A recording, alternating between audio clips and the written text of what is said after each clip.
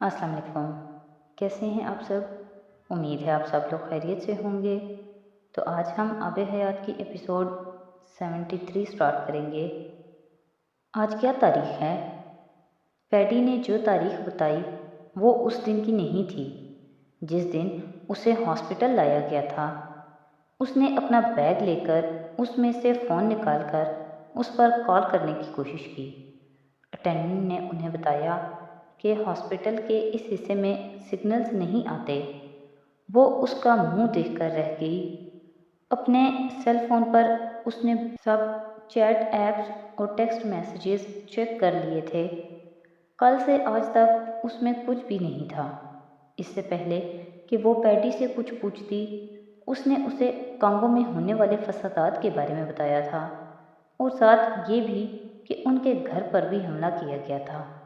امامہ سکتے میں آ گئی۔ یہ وہ پہلا لمحہ تھا جب امامہ کو سالار کے حوالے سے بے قراری ہوئی۔ پیٹرس ابیکا مارا گیا تھا تو سالار کہاں تھا؟ وہ بھی تو واشنگٹن میں تھا۔ پیڈی نے اسے نیوز چینل پر چلنے والی ساری خبریں بتا دی تھیں۔ ابیکا کیسے مارا گیا اور کیسے اس کی موت سامنے آئی، اور اس سے آخری بار ملنے کے لیے جانے والا سالار سکندر تھا اور وہ اسی وقت سے غائب ہے۔ امامہ کے ہاتھ کانپنے لگے تھے۔ اس کا خیال تھا کہ اسے دنیا میں سب سے زیادہ محبت جبرائیل سے تھی، لیکن اب جب سالار اس کی زندگی سے کچھ دیر کے لیے عجیب طرح سے غائب ہوا تھا تو اس کے اوزان خطا ہونے لگے تھے۔ وہ جبرائیل اور عنایا کو اسی طرح بستر پر چھوڑ کر درد سے بے حال ہوتے ہوئے بھی لڑکھڑاتے قدموں سے فون لیے کمرے سے باہر نکل آئی۔ اسے ہاسپٹل میں اس جگہ جانا تھا جہاں سے وہ اس سے بات کر سکتی۔ اسے اس کے گھر تباہ ہونے کا بھی خیال نہیں آیا تھا۔ گھر، بچے، سب کچھ یکدم اس ایک شخص کے سامنے بے معنی ہو گیا تھا جو اس کا سائبان تھا، جو زندگی کی دھوپ میں اس کے لیے تب چھاؤں بنا تھا جب اس کا وجود حدت سے جھلس رہا تھا۔ اٹینڈنٹ اور پیڈی نے اسے روکنے کی کوشش کی لیکن وہ نہ رکی۔ وہ ننگے پاؤں پھوڑے کی طرح دکھتے جسم کے ساتھ کوریڈور میں نکل آئی تھی۔ سالار وہاں ہوتا تو اسے اس حالت میں بستر سے بھی اٹھنے نہیں دیتا، لیکن مسئلہ ہی یہی تھا کہ سالار وہاں نہیں تھا۔ اس کا جسم ٹھنڈا پڑ رہا تھا۔ یہ موسم نہیں تھا جو اسے لرزا رہا تھا، خوف تھا جو رگوں میں خون جما رہا تھا۔ اس کا پورا جسم پتے کی طرح کانپ رہا تھا۔ آپ کے شوہر بالکل ٹھیک ہیں، میں تھوڑی دیر میں آپ کی ان سے بات کروا دیتی ہوں۔ امامہ چلتے چلتے ساکت ہوئی اور اٹینڈنٹ کی آواز پر پلٹی اور پھر وہاں کھڑے کھڑے موم کی طرح پگھلنے لگی۔ CIA اور ورلڈ بینک کے ساتھ امریکن گورنمنٹ کو ایک ہی وقت میں سالار کی ضرورت پڑی تھی۔ کانگو میں اگر اس وقت کوئی ان کی عزت بحال کرنے کی پوزیشن میں تھا تو وہ سالار سکندر ہی تھا۔ پاور گیم ون مین شو بن گیا تھا۔ افریقہ میں جو آگ ابیکا کی موت نے لگائی تھی وہ سالار سکندر کی زندگی ہی بجھا سکتی تھی۔ فیصلہ تاخیر سے ہوا تھا لیکن ہو گیا تھا۔ اس آپریشن کے تباہ کن نتائج نہ صرف CIA میں بہت سے لوگوں کی کرسیاں لے جانے والے تھے بلکہ ورلڈ بینک میں بھی بہت سے سر کٹنے والے تھے۔ تاج کہیں اور رکھا جانے والا تھا۔ سالار اس سب سے بے خبر ہوٹل کے کمرے میں اب بھی نیوز چینلز دیکھ رہا تھا۔ وہ کچھ دیر پہلے اپنے باپ سے بات کر کے آیا تھا۔ سالار کے سر میں درد شروع ہوا تھا۔ What is next to ecstasy؟ آہ، کیا سوال تھا! کیا یاد دلایا تھا! کیا یاد آیا تھا! پین، What is next to pain؟ اتنے سالوں بعد ایک بار پھر وہ سوال و جواب اس کے ذہن میں چلنے لگے تھے۔ آخر کتنے مواقع آئے تھے زندگی میں اسے سمجھانے کہ اس کے بعد کچھ نہیں ہے، عدم وجود، خالی پن، and what is next to nothingness. اس کا اپنا سوال ایک بار پھر اس کا منہ چھڑانے آیا تھا، ہیل، جہنم کوئی اور جگہ تھی کیا؟ اس نے بے اختیار کراہتے ہوئے سوچا۔ 2 دن بعد اس کا سیل فون جیسے موت کی نیند سے جگا تھا۔ وہ میوزک اور وہ روشنی، اسے لگا وہ خواب دیکھ رہا ہے۔ وہ میوزک اس نے امامہ کی کالر آئی ڈی کے ساتھ محفوظ کیا ہوا تھا، سیل فون پر اس کا مسکراتا چہرہ، اس کا نام۔ سالار کو لگا وہ واقعی جنت میں کہیں تھا۔ اس نے کانپتے ہاتھوں سے کال ریسیو کی، لیکن ہیلو نہیں کہہ سکا۔ وہ امامہ نے کہا تھا، بے قرار، بے آواز، وہ بول ہی نہ سکا۔ سانس لینا تو بہت بڑی بات تھی۔ اپنے قدموں پر کھڑا تھا تو کمال تھا۔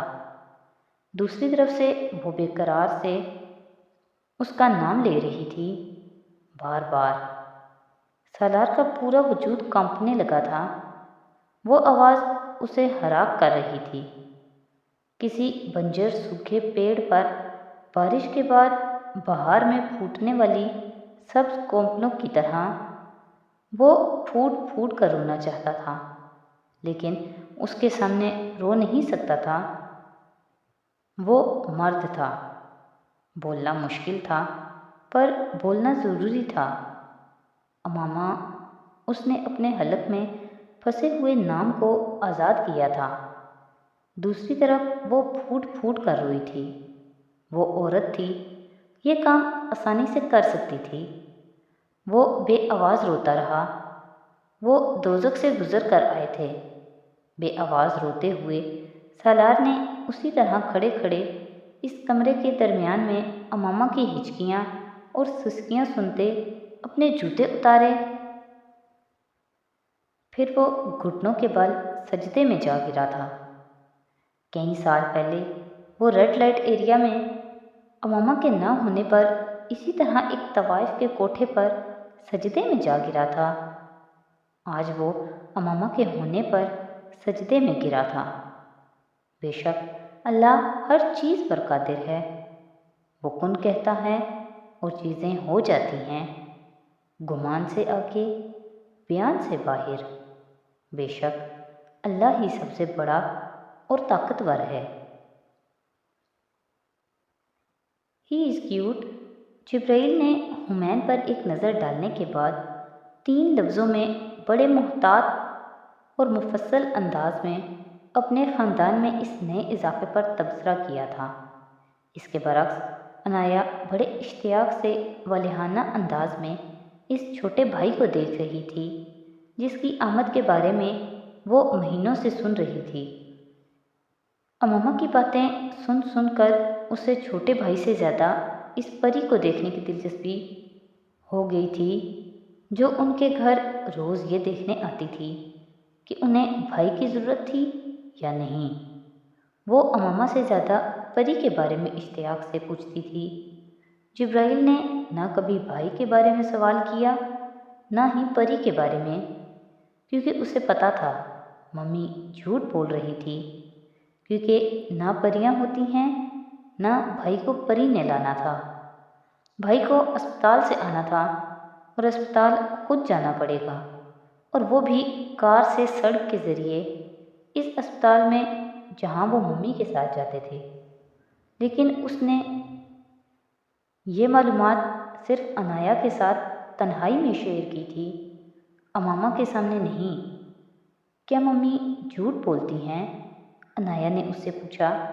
نہیں، وہ جھوٹ نہیں بولتی، لیکن تم چھوٹی ہو، اس لیے وہ تم سے کہتی ہیں۔ اس نے بڑے مدبرانہ انداز میں بہن کو سمجھایا تھا۔ وہ اس وقت امریکن ایمبیسی کے اندر موجود ایک چھوٹے سے میڈیکل یونٹ میں تھے۔ وہ طوفان جو ان کی زندگی اڑانے آیا تھا، کچھ بھی تہس نہس کیے بغیر قریب سے گزرتا چلا گیا۔ امامہ اپنے بچوں کے ساتھ سالار سے بات چیت کے بعد اب پرسکون تھی۔ اس نے وقفے وقفے سے پاکستان میں سب سے بات کی تھی اور سب سے حمین کی پیدائش پر مبارکباد وصول کی تھی۔ سالار نے اسے ہر بات سے بے خبر رکھا تھا۔ فون پر ان کی لمبی بات نہیں ہو سکی تھی۔ سالار نے اسے آرام کرنے کا کہا تھا۔ اس نے امامہ سے کہا تھا کوئی سگنلز اور سیٹلائٹ کا مسئلہ تھا جس کی وجہ سے اس کا رابطہ اس سے نہیں ہو پا رہا تھا اور اسی وجہ سے وہ اس قدر پریشان تھا۔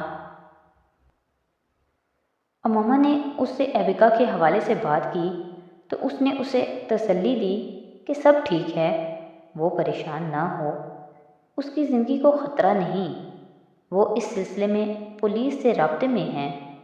امامہ مطمئن ہو گئی تھی۔ پیڈی اب بھی اس کے ساتھ تھی اور وہ کمرے میں چلتے ہوئے ٹی وی پر کانگو کے حالات کے حوالے سے چلنے والی خبریں دیکھ رہی تھی۔ جہاں ایبکا کا ذکر آ رہا تھا وہاں سالار سکندر کا بھی ذکر ہو رہا تھا۔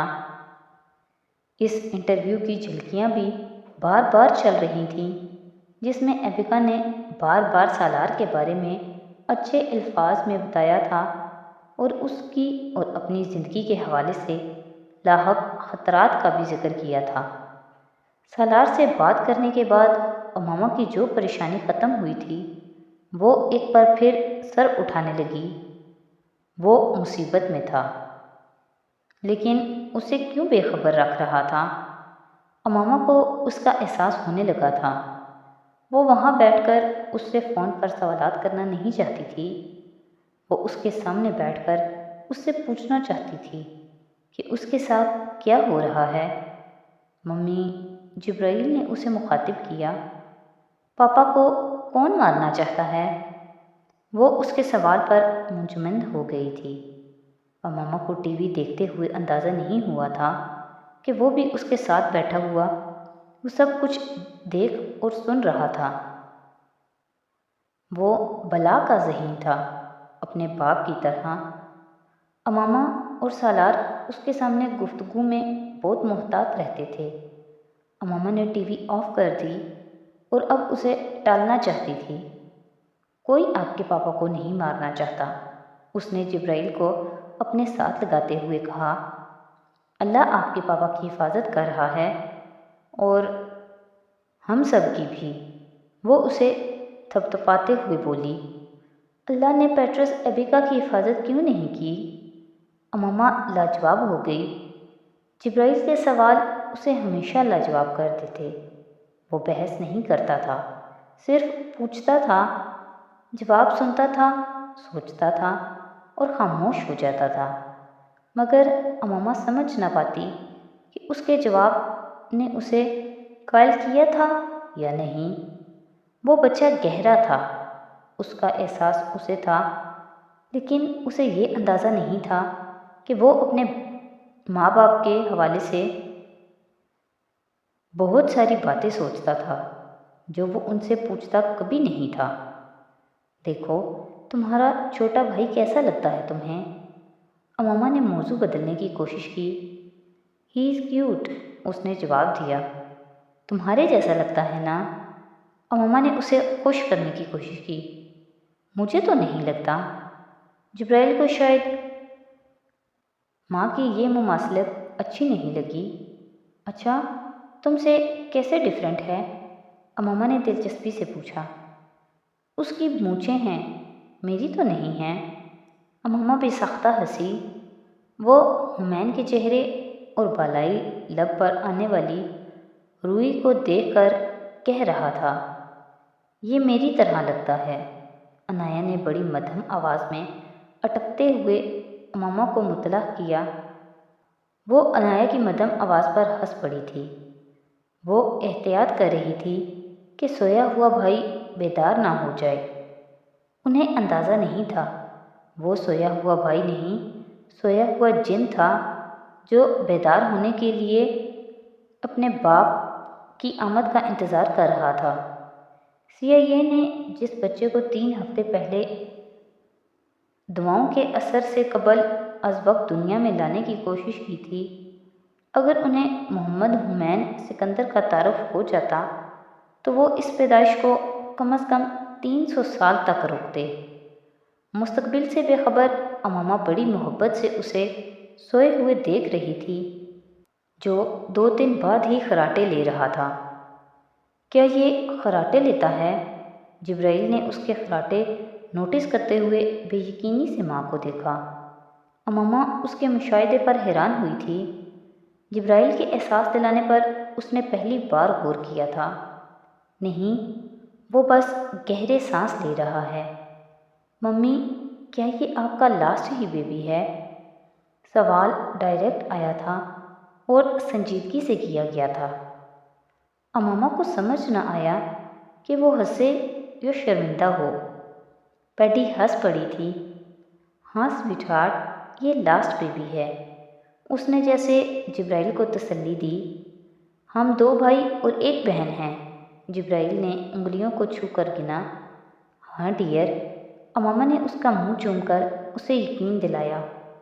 اسے پتہ نہیں تھا اس کے گھر ایک اور بچی نے پرورش پانی تھی۔ کنیز غلام فرید عرف چنی۔